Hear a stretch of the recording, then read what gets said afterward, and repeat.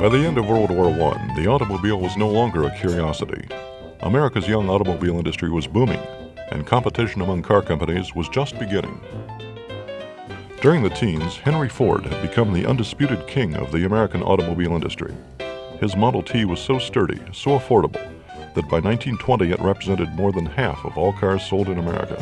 But once you owned a Model T and it got to be, say, 7 or 8 years old and you thought you might want a new car, there was no reason for you to go and buy another Model T because it was the same car. It hadn't changed.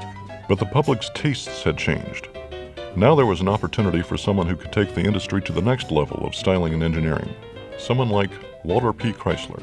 He was an individual who had the vision, the foresight to take a company or companies and put them together under his own name, and he was enough of a promoter to be able to pull this off, and that was the beginnings of the Chrysler Corporation. Chrysler was a natural mechanic. From his boyhood fascination with tools and machinery, he fashioned a career as a railroad machinist. But in 1908, he became fascinated with automobiles. And in 1912, he accepted an offer to become plant manager for Buick. Within 4 years, Chrysler had become president of Buick, a position he held until 1920, when he had a falling out with General Motors' top man, Billy Durant. The story was that at some Buick dinner in Flint, Billy Durant announced that Buick was going to build a brand new frame plant right there in Flint. Well, Chrysler had just spent 6 months negotiating with an out-of-town supplier, and it just signed a deal. And Durant basically embarrassed him and said, "Oh, we're not going to do that." So he quit. He just walked out. But Chrysler wasn't unemployed long. He soon earned a reputation as the savior of failing automobile companies. First Willys Overland, then Maxwell Chalmers. But for Chrysler, it was no longer enough to be just an executive of someone else's business. Now he wanted his own car company. A new car was on the way. A car so revolutionary in its mechanical betterments that it was destined to be a sensation. In 1924, Chrysler realized his dream by transforming the Maxwell organization into a new company called the Chrysler Corporation. Its first product was an immediate hit. The Chrysler 6 boasted a long list of automotive engineering firsts, including a high-compression engine, aluminum pistons, and a 4-wheel hydraulic brake system. And in 1928, Chrysler became the final member of the Big Three when it purchased Dodge Brothers. Actually, it was as they said at the time, the minnow swallowing the whale. Dodge Brothers was a bigger company than Chrysler Corporation, and that sort of made Chrysler. John and Horace Dodge made their fortunes as parts suppliers to Henry Ford. By 1915, they were successfully producing their own cars and building a nationwide dealer network. But both brothers died suddenly in 1920, and 5 years later, their widows sold their prosperous company to a New York banking firm. One of the things that attracted Walter Chrysler to Dodge Brothers was that those cars had, from the very beginning, had a reputation for dependability. They weren't necessarily the swoopiest looking cars, but they would get the job done. They wouldn't break down on you. Maintaining the Dodge reputation for dependability was important to the company's new owner. So important that this memorable promotional film starred Chief Engineer Fred Zeter and Walter Chrysler himself. You've gone beyond what I expected could be accomplished. Mr. Chrysler, we put everything we had into this new Dodge car. It's got that good old Dodge dependability, plus everything that the public want today. Fred, you're proud of this car, aren't you? You're damn right I am. As the Roaring Twenties came to a close, Chrysler offered cars in every price range. The new entry-level Plymouth, the mid-range Dodge and DeSoto, and the top-of-the-line Chrysler and Imperial models. The national prosperity that had made the Chrysler Corporation possible dissolved in the stock market crash of 1929. But the company's strong product line would help it survive in the difficult days ahead. Chrysler in the 1930s, coming soon on CEN.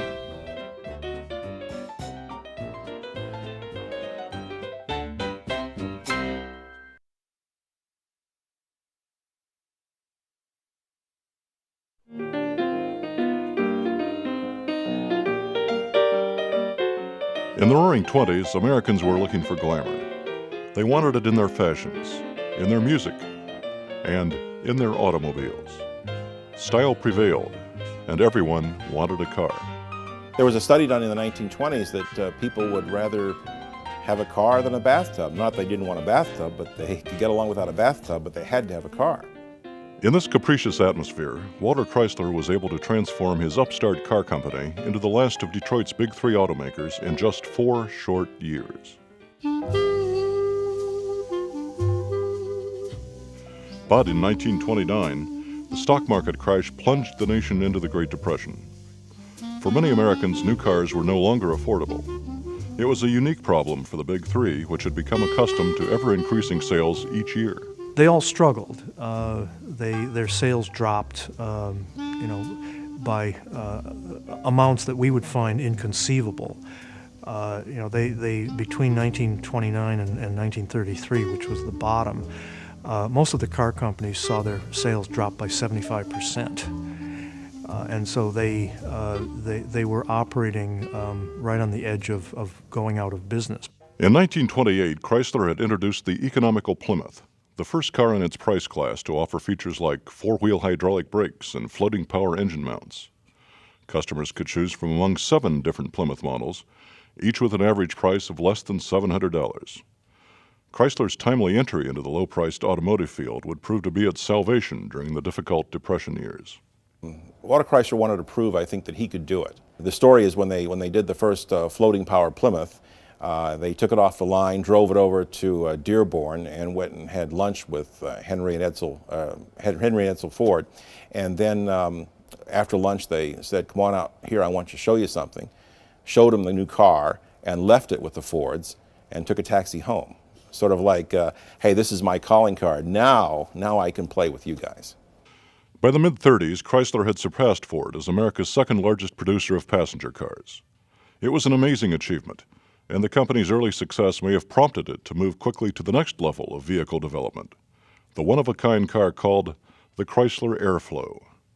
Here it comes on its death drop, leaping clear of the ledge and landing with crushing impact in the rocky shale beneath. You can see the film footage in our exhibit of driving the Airflow over a cliff, having it go end over end, and then the doors open and it gets driven away. A lot of people have said, well, if they had introduced that same car 3 or 4 years later, it might have been a home run. We'll never know that.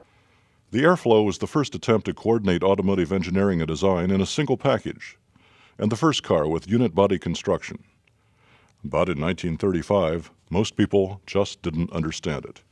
The Airflow was simply ahead of its time. One person has described the Airflow as having the same anonymity as a person with a nylon stocking over his face, in which all of the features are sort of pushed together. And the public just didn't accept that. The Airflow's failure in the marketplace had long-lasting effects. Chrysler executives vowed not to take chances on new product designs. Chrysler was dominated by the engineers, and the bodies were, if not entirely an afterthought, the styling, the look of the car was less important than what was underneath. Critics often say Chrysler products became stodgy and dull in the late 1930s. But the conservative look was exactly what Walter Chrysler's hand-picked successor wanted, the man called K.T. Keller. Keller was the same kind of man. He knew plants, he knew people. There was, I think, a symbiotic relationship between the two, and I think he always planned to have Keller as his successor. In 1938, Walter Chrysler suffered a severe stroke. After his death 2 years later, Keller was firmly in command. Next on the Chrysler Chronicles, the company enters a new era. The automotive industry witnesses the birth of a union and the beginnings of another world war. Coming soon on CEN.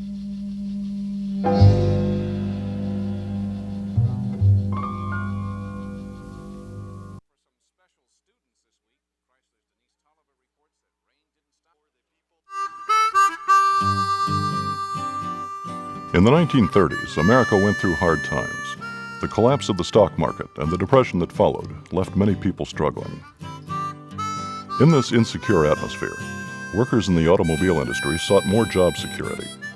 The desire for a union representing the interests of the rank and file grew through the decade. One of the early leaders of the United Auto Workers was Walter Reuther. He was very much an idealist, but I think also was a very practical judge of people and of situations. He was really very good at maneuvering his own people and the opposition. The UAW's first major maneuver took place in January 1937. The target was General Motors. The place was an engine plant in Flint, Michigan that produced motors for nearly all GM models. The tactics were unusual.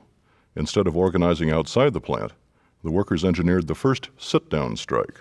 At the end of a shift, when the workers would normally leave, they would just not leave, and sometimes some of the other workers would then join them, and they would basically live inside the plant. Within 6 weeks, the Flint sit-down strike shut down General Motors. The company became the first to sign a contract with the UAW. Similar sit-downs were taking place at Chrysler, and within 6 months of the GM signing, Walter Chrysler himself signed a contract with the union. With 2 of the big 3 on board, many thought Ford would soon follow suit. But in 1937, Henry Ford was in no mood to make a deal. I think for Henry Ford, it came down to an issue of control. It was his company. By that time, he had bought out all his stockholders, and he and Edsel owned the company lock, stock, and barrel. And he didn't want anybody telling him how to run his company. And he felt the union was trying to do that. Confrontations became violent. When Walter Reuther and other union organizers were handing out leaflets to workers near a pedestrian overpass near Detroit, Ford's security squad attacked. Unfortunately for Ford, the entire scene was captured by a news photographer. Images of the Battle of the Overpass appeared in newspapers across the country. But it took another 4 years for Henry Ford to allow union elections. The greatest pressure came from his own family. Ford's daughter-in-law Eleanor and his wife Clara threatened to sell their Ford stock if Henry didn't recognize the workers. While one conflict was ending at home, another was exploding overseas. Then, on December 7th, 1941, came the news flash that stunned our nation. We were at war. The onset of World War II brought major changes to the automobile industry. Suddenly, the federal government needed massive amounts of military hardware in a hurry, and Detroit was the natural place to go for manufacturing know-how. The things that were made one at a time, all during World War I and time after, were now being geared up to be produced like an automobile. And who better to start that effort than the automobile companies? By March 1942, the federal government ordered the Big Three to halt all production of civilian cars. For Chrysler, the challenge was to build a tank arsenal in Warren, Michigan. Before the building of that plant, the United States had almost no tank building capabilities, and this plant was built and put into operation, I think, in less than a year's time. Chrysler's manufacturing miracles got the attention of President Franklin Roosevelt, who was given a tour of the tank plant by company president K.T. Keller. The company also produced tons of ammunition, anti-aircraft cannons, bomber planes, gyroscopes, and a long line of military trucks. With all this production, one vehicle would emerge from the war with a reputation like no other, a four-wheel drive vehicle originally produced by the Willis Overland Company of Toledo. They called it the Jeep. In fact, the GIs coming back after experiencing what a Jeep could do, what that type of vehicle could do, wanted to have something like that. But the Jeep was really a rarity, one of the few wartime products to find a home in post-war America. In 1945, with victory at hand, the automakers were eager to get back to what they knew best, building cars. Next on the Chrysler Chronicles, a new revolution. As America enters the 1950s, its love affair with the automobile starts all over again. Coming soon on CEN.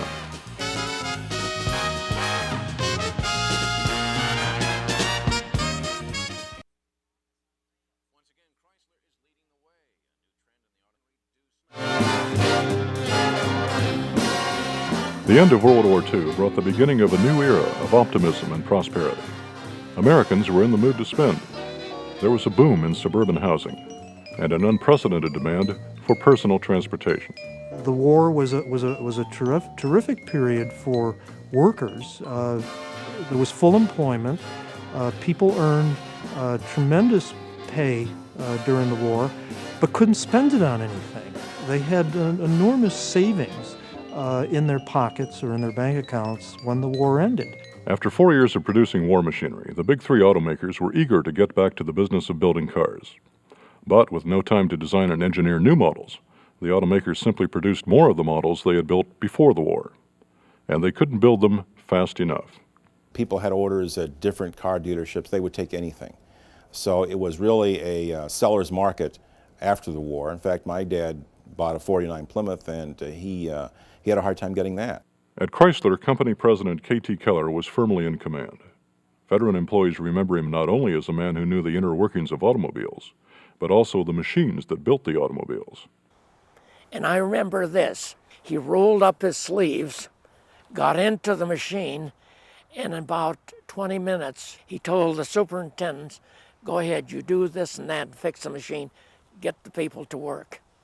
He saved a whole day's shutdown by that. That's the kind of a person K.T. Keller was.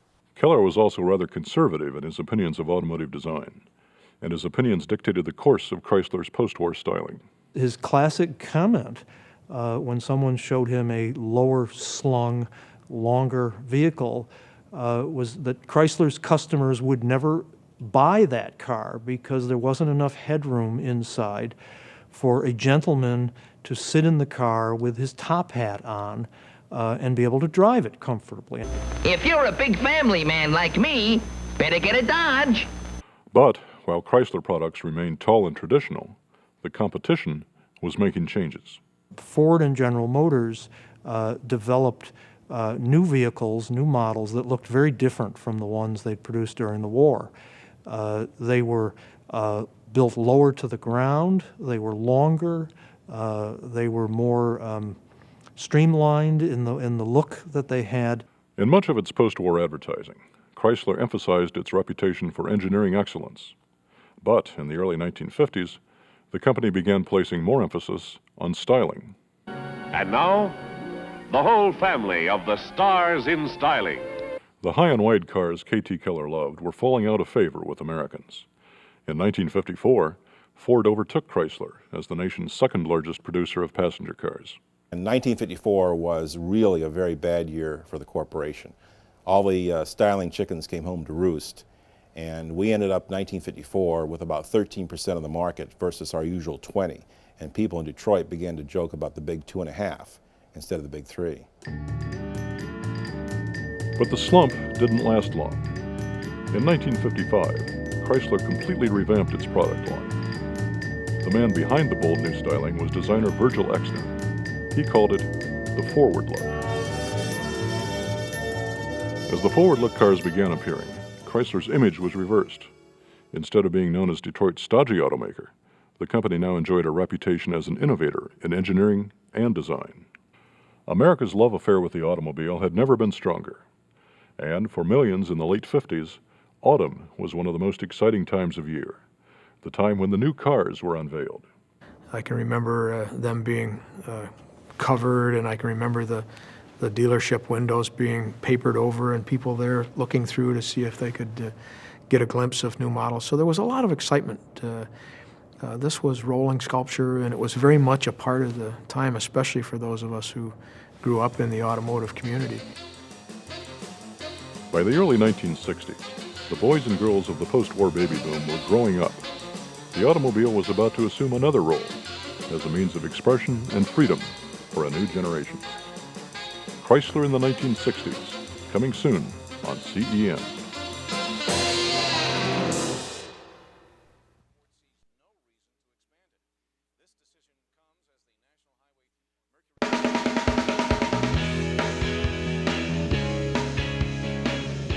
By the early 1960s, thousands of teenage baby boomers, driver's licenses in hand, were eager to cruise America's streets and highways.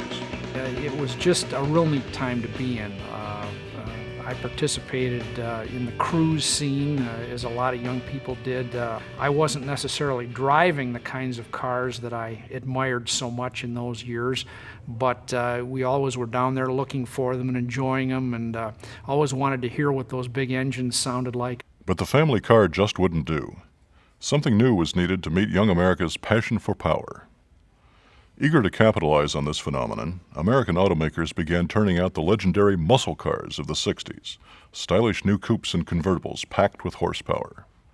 Chrysler already had an edge with its famous 300. Chrysler started at a little higher plane in the early mid-50s with a 300, but that was sort of a rich man's toy. The average young person couldn't afford that. The highest production of 300s was 1957 with about 2,200 plus cars. And the lowest production was in 1963, around 400 to 600 cars. So it was a rich man's toy, and the car behind me, that's why it's a huge-looking car. You only sit 4 people in it. It has bucket seats in the front, it has bucket seats in the back. So it was more of a toy. But the engines they developed, the 300s, are the ones that it ended up in the light-body Furies and Plymouth and so forth. The 60s saw the birth or recreation of many high-powered engines, including the much-acclaimed Chrysler Hemi, to meet the growing demand for speed. For Chrysler, during that period of time, the 426 engine, which originally was a wedge head engine, was the biggest engine, and then later on that grew to a 440 cubic inch engine by 66, 67 in there. But in the meantime, the 426 was redesigned into a Hemi configuration and brought out for race purposes only in 1964. Styling also took its cue from the new emphasis on high performance. At Chrysler, a crisp, clean new look emerged under the guidance of chief designer Elwood Engel. He was the styling whiz, and he liked to make things go. And he liked, a slick image to go with all the power and all the responsiveness that we were putting in vehicles.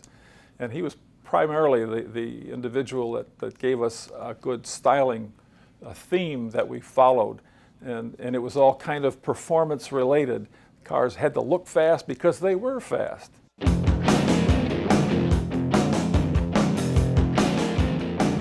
Anxious to further enhance the image of their high-performance cars, Ford, GM, and Chrysler flexed their muscle cars on racetracks across the nation. We were king of the road during the 60s. The Chrysler Hemi engine just dominated both drag racing and Grand National racing. In fact, it was so good that some of the sanctioning bodies put restrictions to kind of tune it down, but we still wound up winning our share of events. Muscle cars continued to increase in popularity throughout the 60s. Gas was still cheap. Life was good in the fast lane. Chrysler continued turning out popular new models like the Dodge Charger, the Dodge Super Bee, and a restyled Plymouth Barracuda to go head-to-head with the Chevy Camaro, the Ford Mustang, and the Pontiac Firebird. But one of the best-remembered symbols of Chrysler's muscle car era almost didn't make it off the drawing board. The 68 Roadrunner started as sort of a whimsical kind of thing. It started with about a projection of 5,000 units. And the most controversial issue was the little bird. And the design office says, we don't want any little bird sitting in our car. That'll be the last thing over my dead body. So the first initial cars we shipped, we put the bird inside the glove box, and if you wanted to put the bird on, you could. Well, it was history after that. We sold probably 35,000 the first year and about 45,000 the second year. Baby boomers continued their love affair with muscle cars until the oil crisis of the early 1970s, and the industry appealed to the passion of the age. The Dodge Rebellion wants you! But then the freedom of the 60s was tempered by a series of events that pulled the plug on the era of high horsepower and high performance. Chrysler in the 1970s, coming soon on CEN.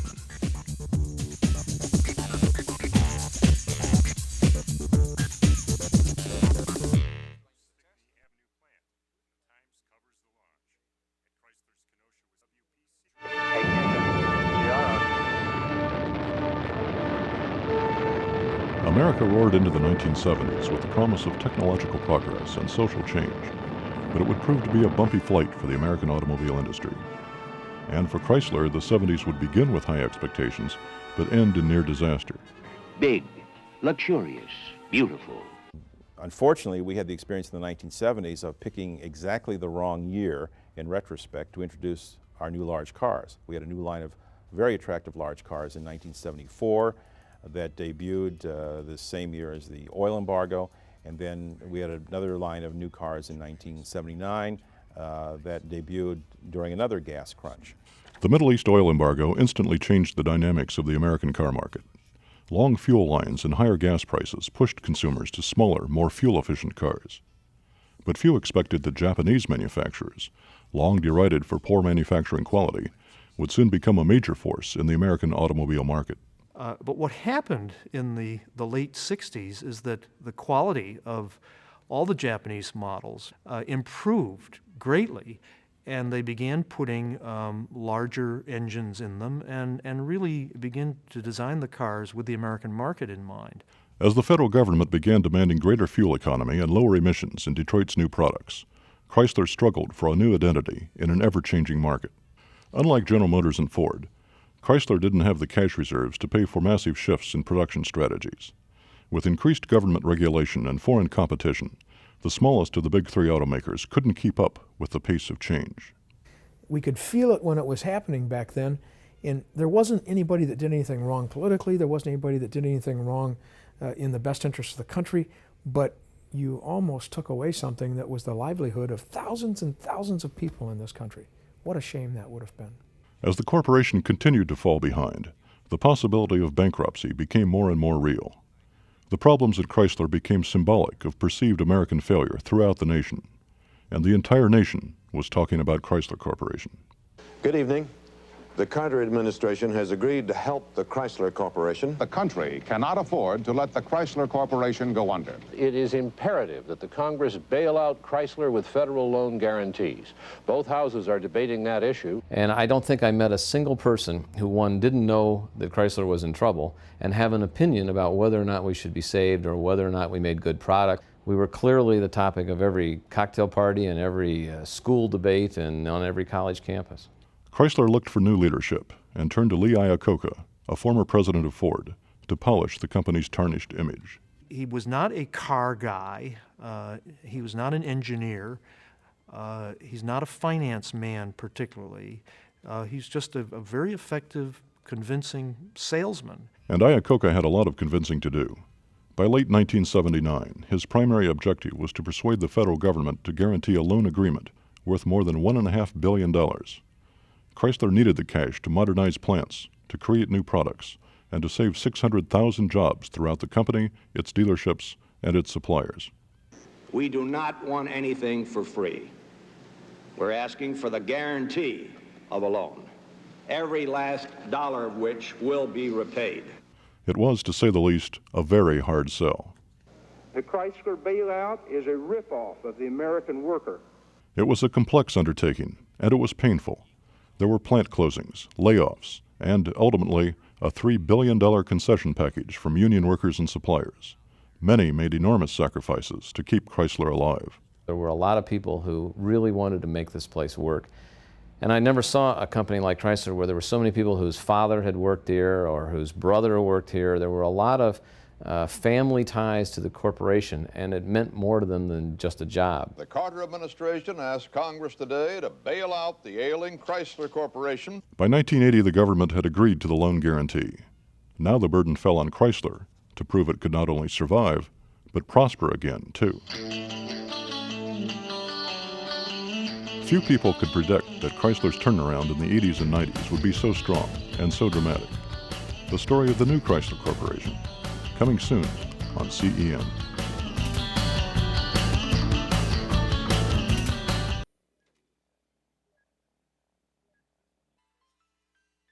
It's like coming back to a whole new plant, a whole new company.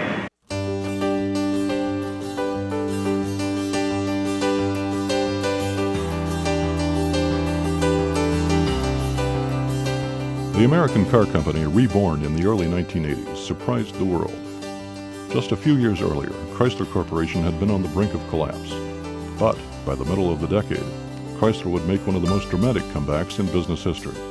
I also think Chrysler had the advantage, maybe a perverse advantage, of having no choice in the early 80s.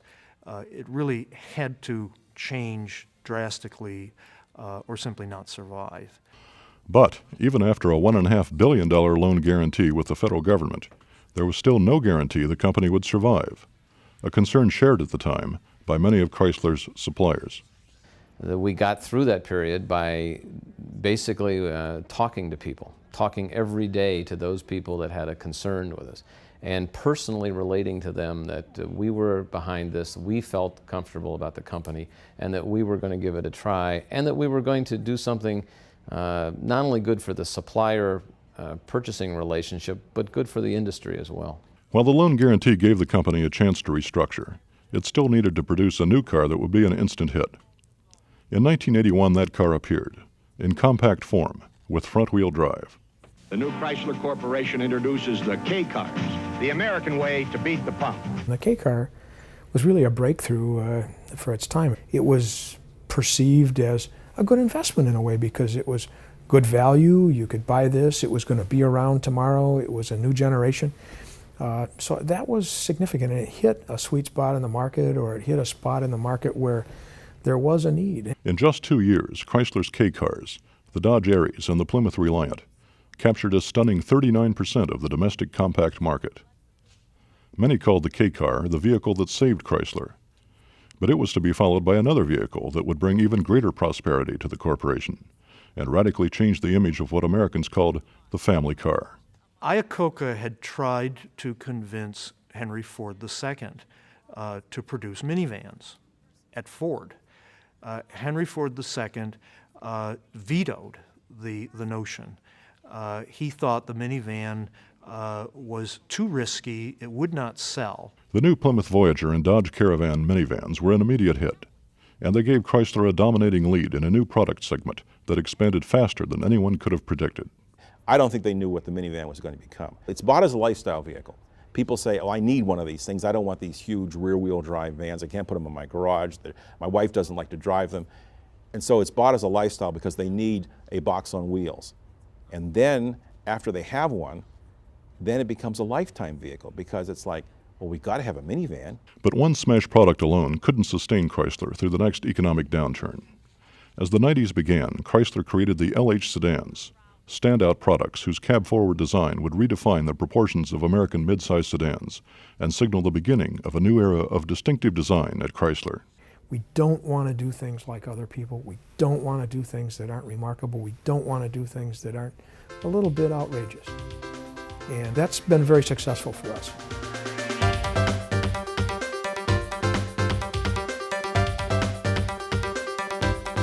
That new attitude has been reflected in bold new products like the Dodge Viper, the Jeep Grand Cherokee, the Dodge Ram pickup, the NS minivans, and the one-of-a-kind Plymouth Prowler. Chrysler's remarkable comeback has sparked a renaissance of design and engineering excellence. Personally, it's been the greatest success of my life to be part of a company that's turned itself around like that, and in fact, I think helped change the way business is done in the United States today. And for all Chrysler employees, the 90s may be remembered as a time when the American automobile industry not only celebrated its 100th birthday, but again seemed to have a future as bright as its colorful past. As I say to my colleagues in the design office, enjoy these times, savor them, because these are the good old days. This is an era you're going to look back on and say, what a great time it was to be in the car business and to be working for Chrysler Corporation.